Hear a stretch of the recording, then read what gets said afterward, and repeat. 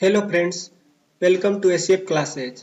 आज की इस वीडियो में हम डिस्कस करेंगे जो हमारे पास जेएसओ और जेईएन का 2016 में पेपर हुआ था राजस्थान पोल्यूशन कंट्रोल बोर्ड में। ठीक है, तो उसका क्वेश्चन पेपर हम डिस्कस करेंगे, उसको सोल्व करेंगे। ठीक है, और हम एनालाइज करेंगे कि किस तरीके के क्वेश्चंस आए हैं।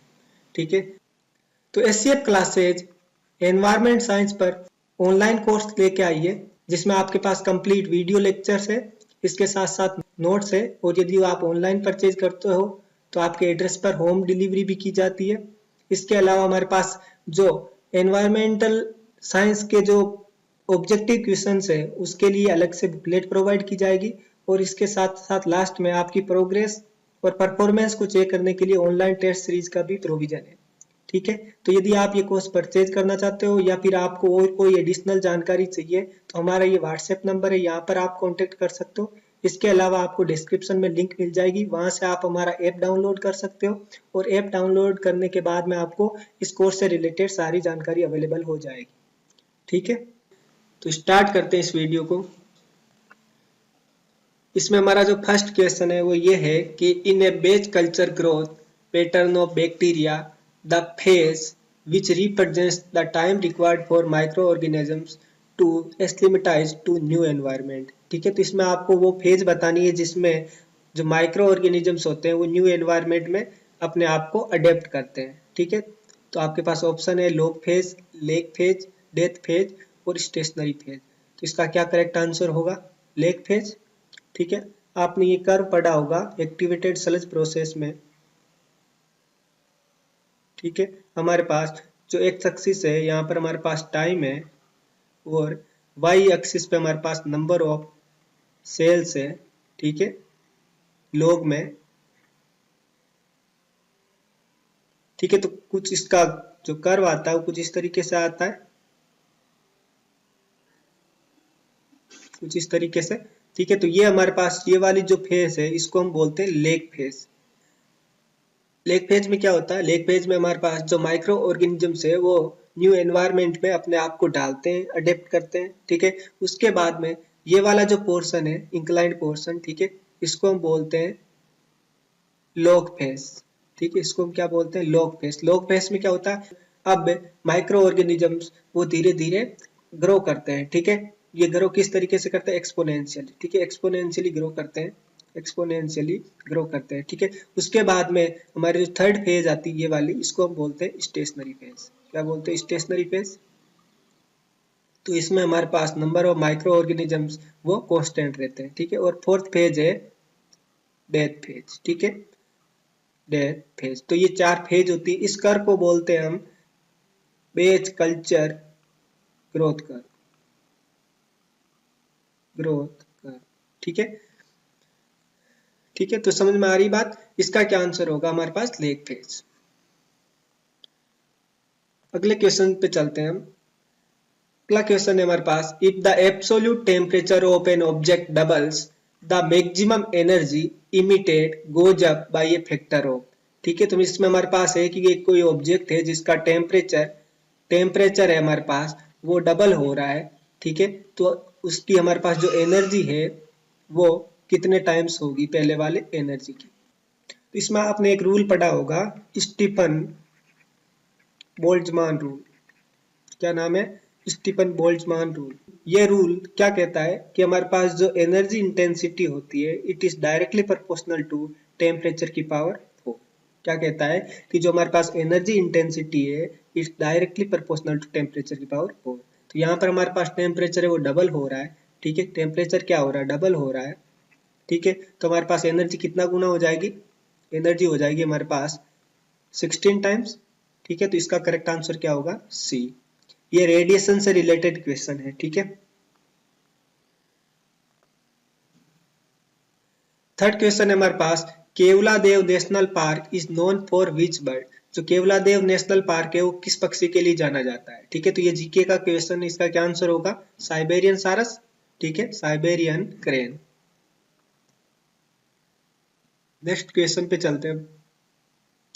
नेक्स्ट क्वेश्चन है हमारे पास, the exertion of BOD is considered to follow the following order reaction. इसमें बता रहा है कि हमारे पास जो बीओडी का एक्सर्शन है वो किस ऑर्डर की रिएक्शन को फॉलो करता है। ठीक है, तो ये फर्स्ट ऑर्डर को फॉलो करता है। या आप वाटर सप्लाई में पढ़ते हो, जब बीओडी के लिए फॉर्मूला डेराइव करते हो, L T is equal to L not E की power minus K times T. ठीक है, तो ये हमारे पास जो आती है इक्वेशन, ये कहाँ से आती है? इक्वेशन कहाँ से आती है? ये आती है D L T by D T is equal to minus K times L T. ठीक है, इसको सोल्व करते हैं तब हमारे पास ये इक्वेशन आती है। तो ये कौन से ऑर्डर की रिएक्शन है हमारे पास? फर्स्ट ऑर्डर की इक्वेशन है। ठीक है, तो हमारे पास इसमें क्या आएगा आंसर? First order. ठीक है, आगे चलते हैं। आगे हमारे पास ट्रीटमेंट यूनिट्स दी हुई है हमारे पास, secondary settling tank, grit chamber, aeration tank, equalisation tank. ठीक है, तो इनको करेक्ट ऑर्डर में हमें जमाना है। तो हमारे पास सबसे पहले क्या आएगा? हमारे पास ग्रिड चेम्बर। ठीक है, ग्रिड चेम्बर के बाद हमारे पास फ्लो को बैलेंस करने के लिए हम यूज करेंगे इक्विलाइजेशन टैंक। उसके बाद में हमारे पास आएगा एरेशन टैंक, और एरेशन टैंक के बाद में जो हमारे पास सॉलिड है उनको सेटल करने के लिए हमें क्या यूज करना पड़ेगा? एसएसटी, सेकेंडरी सेटलिंग टैंक या सेकेंडरी सेडिमेंटेशन टैंक। ठीक है, तो ये हमारे पास ऑर्डर है।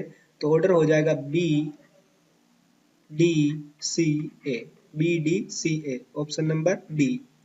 ठीक है, आगे हमारे पास the detention time of tube settlers, tube settlers का डिटेंशन टाइम हमें बताना है। ठीक है, तो देखो जो ट्यूब सेटलर्स है उनकी स्ट्रक्चर कुछ इस तरीके से होती है। ठीक है, जब हम उनका प्लान देखेंगे तो कुछ इस तरीके से हेक्सागोनल शेप में बहुत सारी ट्यूब्स होती है।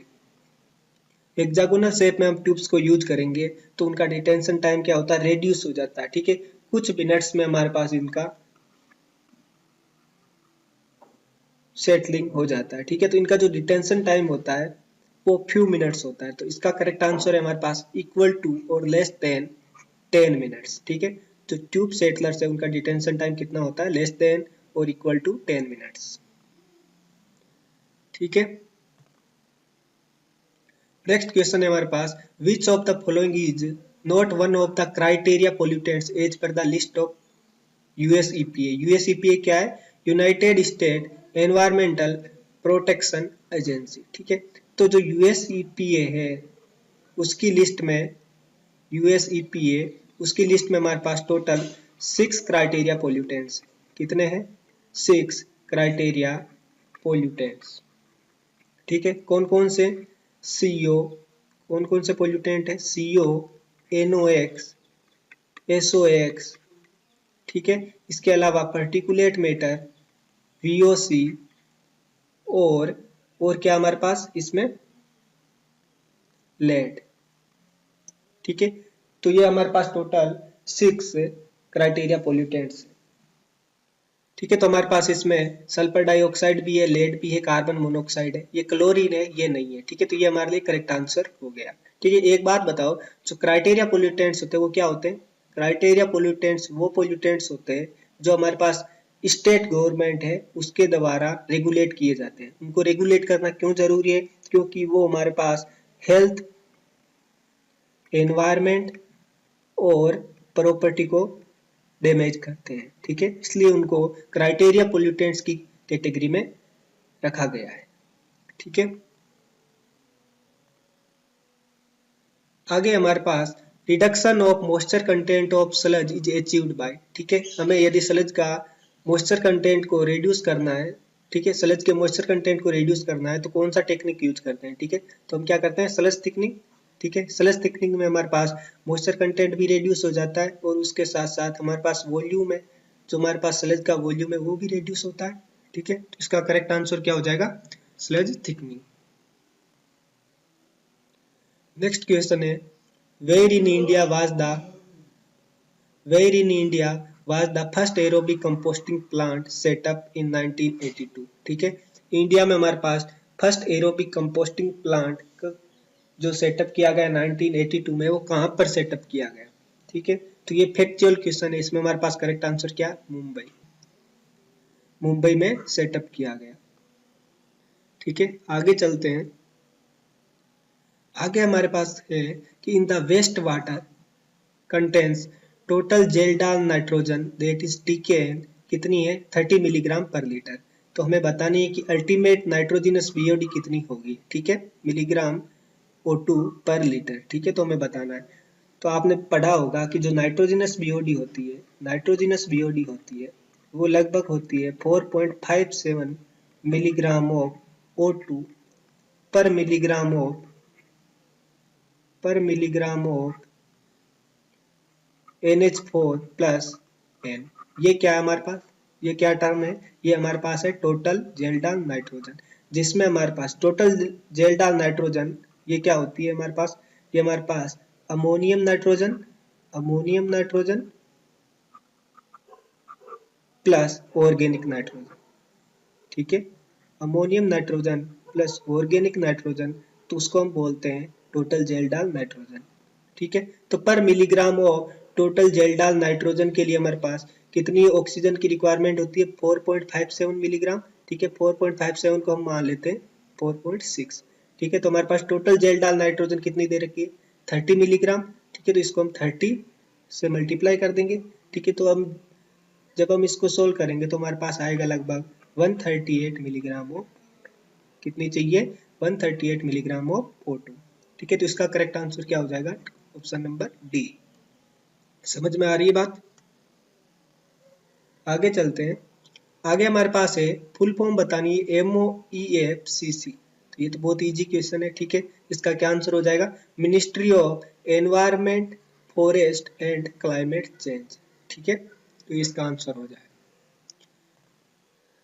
अगला क्वेश्चन है हमारे पास, in addition to temperature difference in the stack gases and ambient environment what are the other two factors which affect the plume rise, ठीक है, प्लूम राइज को अफेक्ट करने वाले कौन से दो फैक्टर है, ठीक है। तो देखो सबसे पहले प्लूम राइज क्या होता है हमारे पास, जब हम पोल्यूटेंट का डिस्पर्सन पढ़ते हैं, ठीक है, तो ये मान लो हमारे पास स्टेक है, ठीक है, यहाँ से इमिशन होता है गैसेज का, ठीक है।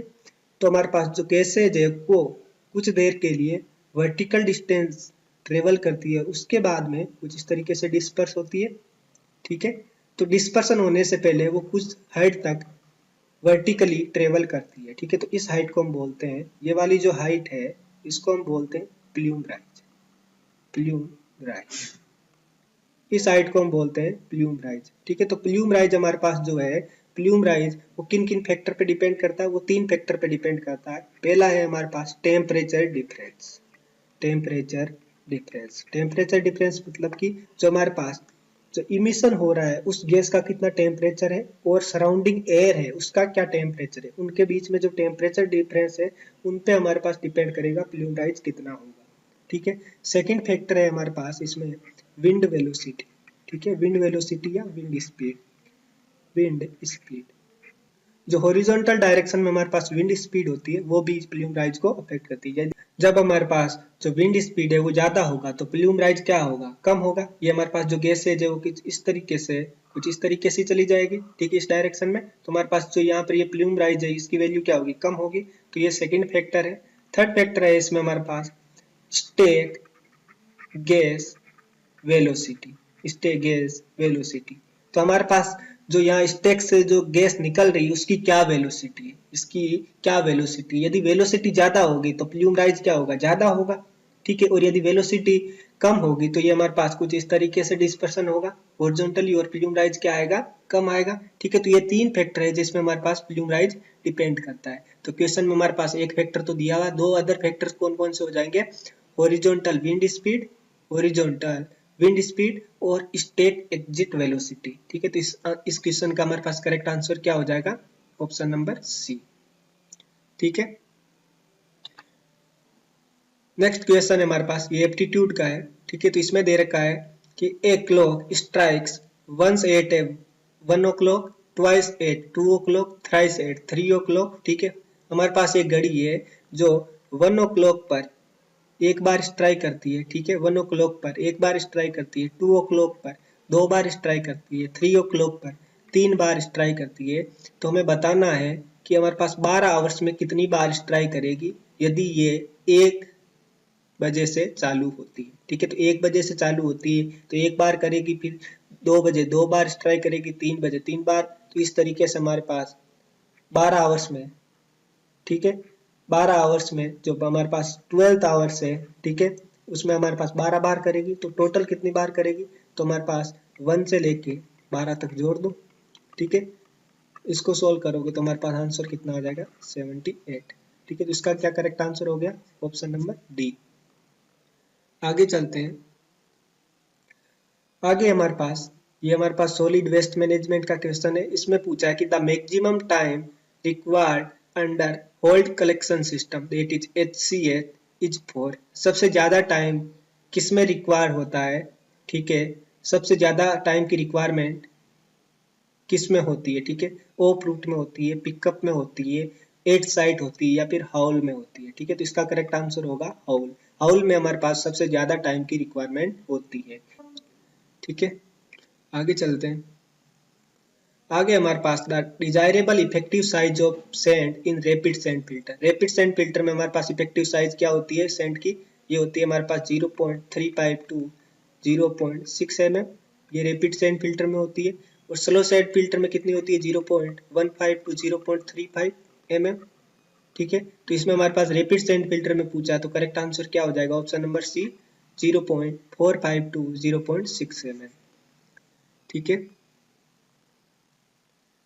अगला क्वेश्चन है हमारे पास, the velocity gradient required for coagulation is computed by relationship, ठीक है। तो जब हम कोगुलेशन का चैप्टर पढ़ते हैं तो उसमें हम वेलोसिटी का फॉर्मूला, वेलोसिटी ग्रेडियंट का फॉर्मूला निकालते हैं, ठीक है। फॉर्मूला क्या आता है हमारे पास, under root P by V into mu, ठीक है।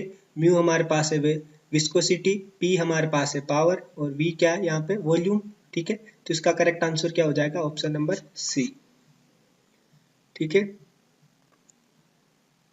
नेक्स्ट क्वेश्चन है हमारे पास, the quantity of waste water received at the inlet of the associated waste water treatment plant varies with time of the day, but the plant has fixed design value of wastewater. Therefore, flow must be equalized before the biological treatment units. The sizing of equalization tank required is computed using hourly flow measurements and then drawing. ठीक है, तो इसमें बता रहा है कि हमारे पास जो वेस्ट वाटर फ्लो है, ठीक है, उसको बैलेंस करने के लिए हमें जो इक्वलाइजेशन टैंक लगाना होता है, तो उसकी साइजिंग किस कर्व को ड्रॉ करके हम पता लगाते हैं, ठीक है। तो इसका करेक्ट आंसर क्या होगा, मास फ्लो डायग्राम। कुछ इस तरीके का हमारे पास कुछ इस तरीके का हमारे पास कर्व आता है, ठीक है। कुछ इस तरीके का मान लो अपने पास कर्व आता है, ठीक है। तो ये हमारे पास क्या हो गया, ये हमारे पास इनफ्लो कर्व हो गया, ये हमारे पास इनफ्लो कर्व हो गया, ठीक है। यदि हम एवरेज फ्लो की बात करें तो एवरेज फ्लो कुछ इस तरीके से होगा, स्ट्रेट लाइन में, स्ट्रेट लाइन में, ठीक है। तो ये हमारे पास इनफ्लो वर्सेज टाइम ग्राफ होता है, ठीक है, जिसको हम बोलते हैं मास फ्लो डायग्राम, ठीक है। इस मास फ्लो डायग्राम को यूज करते हुए हम इक्विलाइजेशन टैंक है जो उसका साइज डिसाइड करते हैं, ठीक है। तो इसका करेक्ट आंसर हो जाएगा मास फ्लो डायग्राम।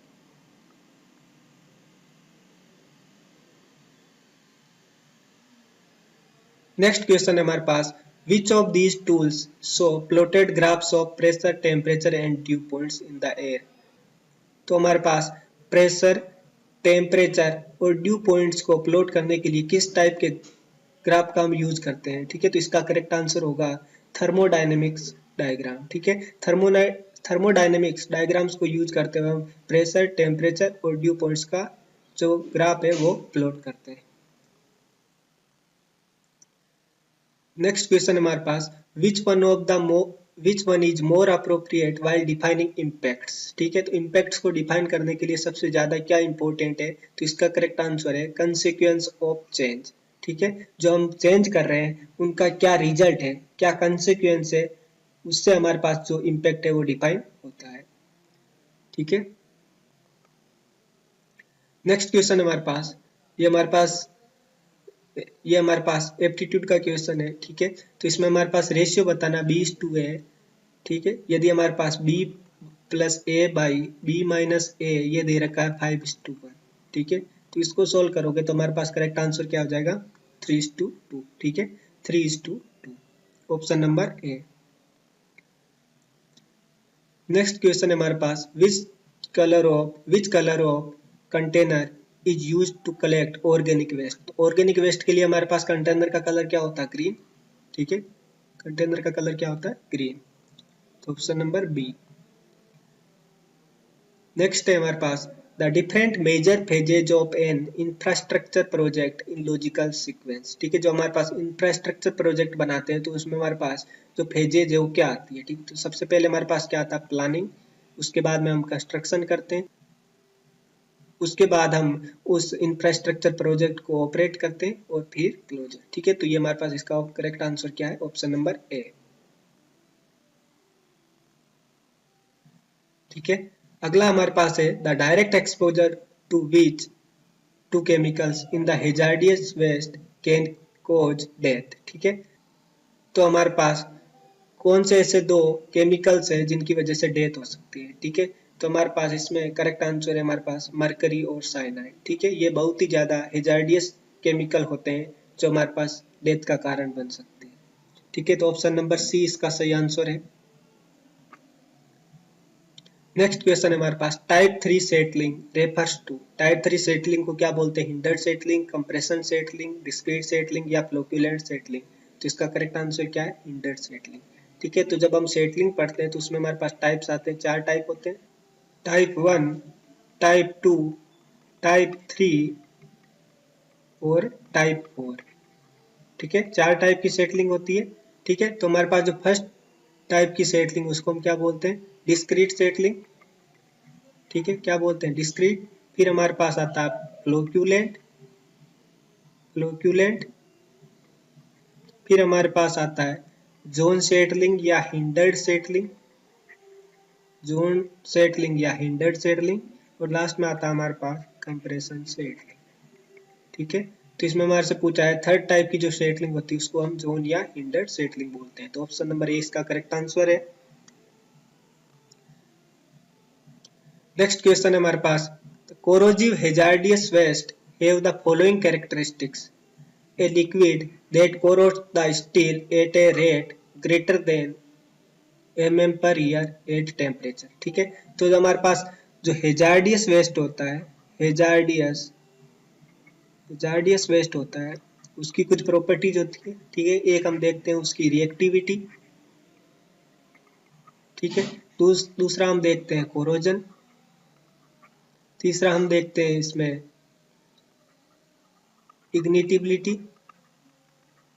ठीक है, तो इसमें हमारे पास कोरोजन के रेस्पेक्ट में ये प्रोविजन है कि हमारे पास यदि हमारे पास जो लिक्विड है वो स्टील को at a rate greater than 6.35 mm per year.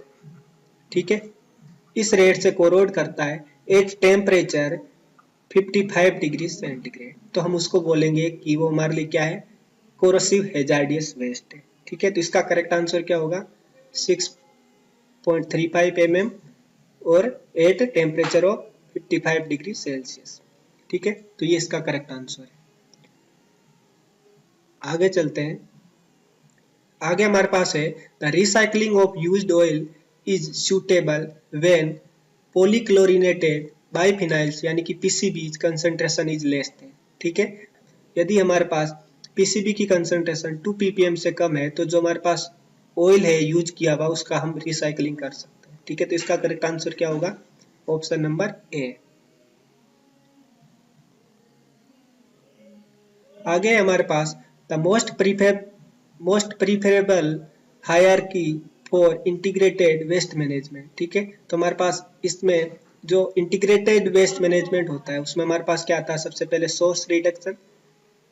ठीक है, हम कितना रिड्यूस कर सकते हैं वेस्ट को। यदि रिड्यूस नहीं कर पाएंगे तो कितना रिसाइकिल कर सकते हैं। यदि रिसाइकिल नहीं कर सकते तो उसके बाद में हमारे पास आता है ट्रांसफॉर्मेशन, कि हमारे पास उस वेस्ट को किसी दूसरे यूजफुल प्रोडक्ट में हम ट्रांसफॉर्म कर पाएंगे या नहीं कर पाएंगे। और लास्ट में हमारे पास आता है लैंड फिलिंग। ठीक है, लैंड फिलिंग। ठीक है, तो इसका करेक्ट आंसर क्या हो जाएगा? Option number A. ठीक है, ये इसकी हायरार्की है, सोर्स रिडक्शन, रिसाइकलिंग, ट्रांसफॉर्मेशन और उसके बाद में लैंड फिलिंग। ठीक है, तो इसका correct answer option number A. Next question हमारे पास, plastic waste constitutes two major categories, first is thermoplastic, second is thermoset. ठीक है, तो what is the contribution of thermoplastic. ठीक है, थर्मोप्लास्टिक का कंट्रीब्यूशन कितना होता है, ये होता है 80%। 80% हमारे पास थर्मोप्लास्टिक है और 20% होता है थर्मोसेट, 20% होता है थर्मोसेटिंग प्लास्टिक्स। ठीक है, तो इसका करेक्ट आंसर हो गया हमारे पास ऑप्शन नंबर सी। नेक्स्ट है हमारे पास, which collection service required household cooperation to carry full and empty container. तो हमारे पास ऐसा कौन सा कलेक्शन सर्विस है जिसमें हाउस होल्ड कोऑपरेशन रिक्वायर होता है। ठीक है, जिसमें वो हाउस होल्ड ओनर है उसकी रेस्पॉन्सिबिलिटी रहती है कि वो हमारे पास जो कचरे का कंटेनर है उसको कर्ब सर्विस तक पहुंचाए और उसके बाद में जो खाली किया हुआ कंटेनर है वो वापस अपने घर तक लाए। ठीक है, तो ये होता है हमारे पास कर्ब सर्विस। क्या होती है, कर्ब सर्विस। कर्ब सर्विस में हमारे पास हाउस होल्ड ओनर की रेस्पॉन्सिबिलिटी रहती है।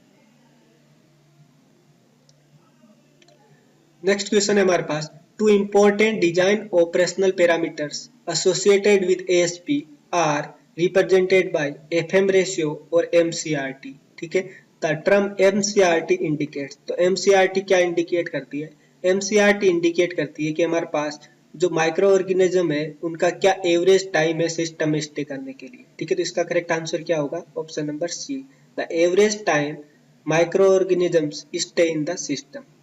ठीक है, वो इंडिकेट किया जाता है एमसीआरटी के द्वारा। नेक्स्ट क्वेश्चन है हमारे पास, in a right angle triangular notch if Q is the discharge, H is the head crest, then Q is proportional to. ठीक है, तो ट्राइंगुलर नोच में क्या होता है हमारे पास, Q is equal to 8/15 C D root 2 G tan theta by 2 H की पावर 5/2। ठीक है, तो हमारे पास एच इसमें 5/2 के प्रोपोर्शनल होता है। ठीक है, तो इसका ऑप्शन क्या हो जाएगा, ऑप्शन बी। अगला क्वेश्चन है हमारे पास, gauna a Rajasthan tradition is associated with. ठीक है, तो ये जीके का क्वेश्चन है। क्या आंसर होगा, गोना किस चीज को बोलते हैं राजस्थान में, मैरिज को। ठीक है, तो इसका करेक्ट आंसर हो गया ऑप्शन सी। नेक्स्ट क्वेश्चन ये भी जीके का, which is the lowest population density district in Rajasthan as per 2011 census. ठीक है, 2011 के सेंसस के आधार पे बताना है कि सबसे ज्यादा 2011 के सेंसस पे हमें ये बताना है कि सबसे कम पॉपुलेशन डेंसिटी वाला डिस्ट्रिक्ट कौन सा है। ठीक है, तो इसका करेक्ट आंसर क्या हो जाएगा, जैसलमेर। ठीक है, जैसलमेर में सबसे कम पॉपुलेशन डेंसिटी है। नेक्स्ट क्वेश्चन है हमारे पास, minimum thickness of plastic carry bags according to the plastic waste management rules 2016 is. ठीक है, तो हमारे पास जो मिनिमम थिकनेस होती है T minimum plastic carry bags की, ठीक है, वो हमारे पास होती है 50 माइक्रोन। कितनी होती है, 50 माइक्रोन। ठीक है, तो ये हमारे पास एक मैनुअल है प्लास्टिक वेस्ट मैनेजमेंट रूल्स 2016 का, तो उसमें आप देखोगे तो ये प्रोविजन है कि मिनिमम थिकनेस है वो कितनी होनी चाहिए, 50 माइक्रोन। ठीक है, ऑप्शन नंबर ए। नेक्स्ट है हमारे पास, the end products of aerobic and anaerobic biological processes contain one common constituents, this common end product in aerobic and anaerobic process. जब हम एरोबिक और अनएरोबिक बायोलॉजिकल ट्रीटमेंट करते हैं तो हमारे पास गैसेस निकलती है। ठीक है, तो इसमें बताना कि ऐसी कौन सी गैस है जो एरोबिक और अनएरोबिक दोनों प्रोसेस में निकलती है। ठीक है, तो ये हमारे पास क्या होती है, CO2। ठीक है, तो इसका करेक्ट आंसर क्या हो जाएगा, ऑप्शन नंबर डी। ठीक है, नेक्स्ट क्वेश्चन है हमारे पास, which of the following statement is false. ठीक है, तो फर्स्ट ऑप्शन है, high value of relative humidity implies a low temperature dew point. सही है एकदम। ठीक है, हमारे पास यदि रिलेटिव ह्यूमिडिटी ज्यादा होगी तो ड्यू पॉइंट का टेम्परेचर क्या होगा, कम होगा। कम टेम्परेचर पर ही हमें ड्यू पॉइंट मिल जाएगा। ठीक है, तो ये ऑप्शन तो सही है। दूसरा हमारे पास, water evaporates when air is cooled to its dew point. ठीक है, ये गलत है। ठीक है, गलत क्यों है, क्योंकि हमारे पास जब एयर को ड्यू पॉइंट पे कूल करते हैं तो वाटर इवेपोरेट नहीं होता, यहाँ पर क्या होता है, कंडेंस होता है। ठीक है, तो ये गलत है और हमसे पूछा कि कौन सा स्टेटमेंट गलत है, तो ऑप्शन क्या हो जाएगा, ऑप्शन बी। नेक्स्ट क्वेश्चन हमारे पास, if a city has a population of 5 lakh and another city has a population of 50 lakh, then in the city with higher population solid waste generation per person is usually। ठीक है, तो इसका आप बताओ answer मेरे को क्या होगा। यदि एक सिटी की पॉपुलेशन 5 लाख है और दूसरी सिटी की पॉपुलेशन 50 लाख है, ठीक है, तो जो 50 लाख वाली सिटी है उसमें हमारे पास वेस्ट जनरेशन पर कैपिटा क्या होगा, बराबर होगा या ज्यादा होगा। ठीक है, तो इसका करेक्ट आंसर क्या होगा, करेक्ट आंसर है हायर होगा। ठीक है, वेस्ट जनरेशन हायर होगा। हायर क्यों होगा, क्योंकि हमारे पास यदि ये 50 लाख पॉपुलेशन की सिटी है, ठीक है, तो ये हमारे पास कुछ डेवलप्ड है तो यहाँ पर जो लोग रहते हैं उनका जो लिविंग स्टैंडर्ड है वो भी ज्यादा होगा। जब लिविंग स्टैंडर्ड किसी सिटी में ज्यादा है तो इसका मतलब वहां पर वेस्ट जनरेशन भी ज्यादा होता है। ठीक है, तो ये एक थंब रूल है कि यदि अपने पास किसी सिटी की पॉपुलेशन बढ़ रही है तो जो हमारे पास solid waste generation per capita होता है वो क्या होता है, ज्यादा होता है। ठीक है, तो इसका ऑप्शन क्या हो जाएगा, ऑप्शन नंबर ए।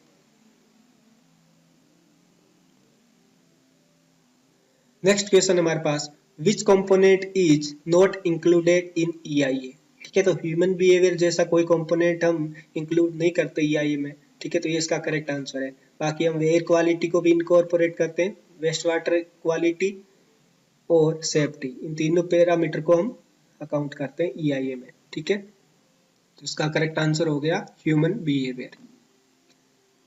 नेक्स्ट है हमारे पास, for arriving at settling velocity of discrete spherical particles Stokes law is applicable for the range of Reynold number. ठीक है, तो हमारे पास जो स्टोक्स लॉ को अप्लाई करने के लिए हमारे पास रेनॉल्ड नंबर कितनी होनी चाहिए, लेस देन 1 होनी चाहिए, लेस देन 1 होनी चाहिए। ठीक है, ये हम वाटर सप्लाई में पढ़ा था। और वाटर सप्लाई के अलावा जब मैंने आपको एयर पोल्यूशन का चैप्टर स्टार्ट किया था तब मैंने बताया था कि हमारे पास जो रेनॉल्ड नंबर होती है वो क्या होती है, रो वी डी बाई म्यू। ठीक है, और उसमें हमारे पास स्टोक्स लॉ को अप्लाई करने के लिए हमारे पास रेनॉल्ड नंबर कितनी होनी चाहिए, लेस देन 1 होनी चाहिए। ठीक है, तो इसका करेक्ट आंसर क्या हो जाएगा, ऑप्शन नंबर डी। नेक्स्ट है हमारे पास, what is dry adiabatic lapse rate in degree Celsius per kilometre. ठीक है, तो हमारे पास जो ड्राई एडियाबेटिक लैप्स रेट होती है, ठीक है, वो होती है 9.8 डिग्री सेल्सियस पर किलोमीटर। ठीक है, तो इसमें हमारे पास करेक्ट आंसर क्या हो जाएगा, ऑप्शन नंबर सी। ठीक है, ये हम एयर पोल्यूशन में पढ़ते हैं जब हमारे पास जो फैक्टर्स है, कौन कौन से फैक्टर है जो इन्फ्लुएंस करते हैं हमारे पास पोल्यूटेंट के डिस्पर्सन को, तो उसमें हमारे पास ये सारा पैरामीटर्स आते हैं। ठीक है, dry adiabatic lapse rate, moist adiabatic lapse rate, environmental lapse rate. ठीक है, तो ये सब हम वहाँ स्टडी करते हैं।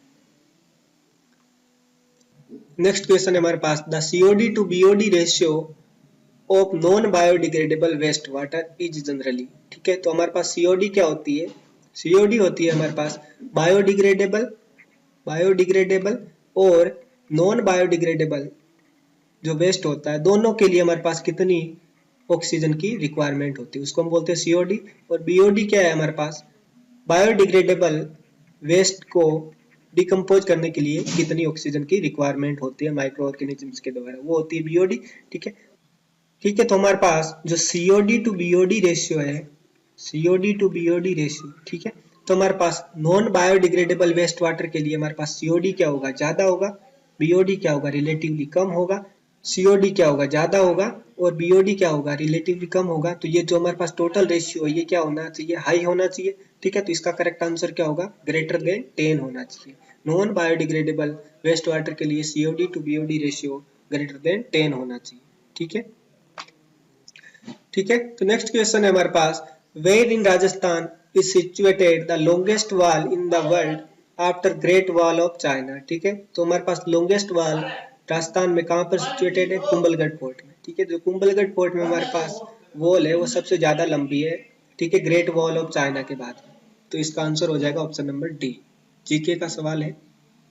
ठीक है, अगला है हमारे पास, what is hard data used in EIA. ठीक है, ईआईए में हमारे पास जो हार्ड डाटा है उसका क्या मतलब है, तो हार्ड डाटा मतलब जिसको हम चेंज नहीं कर सकते।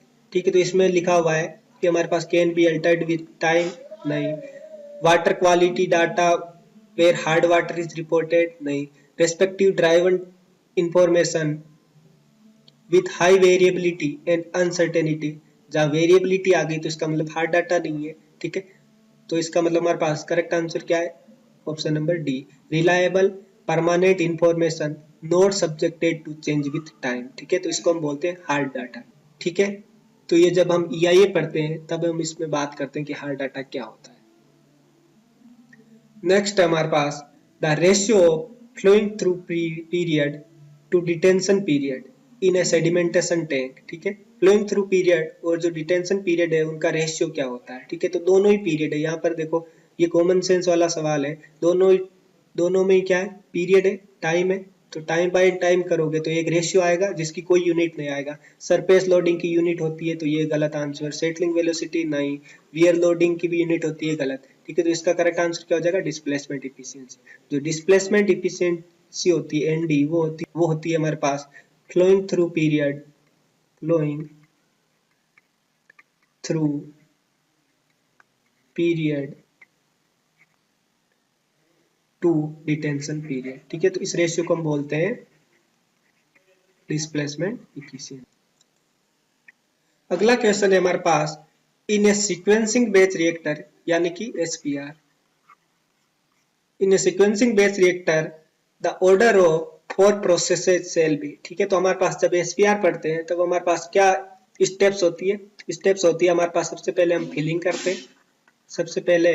फिलिंग करते हैं, उसके बाद में हम एरेशन करते हैं, ठीक है, एरेशन करते हैं। और एरेशन के बाद में सॉलिड्स को सेटल करने के लिए हम सेटलिंग की प्रोसेस अपनाते हैं, ठीक है, सेटलिंग की प्रोसेस।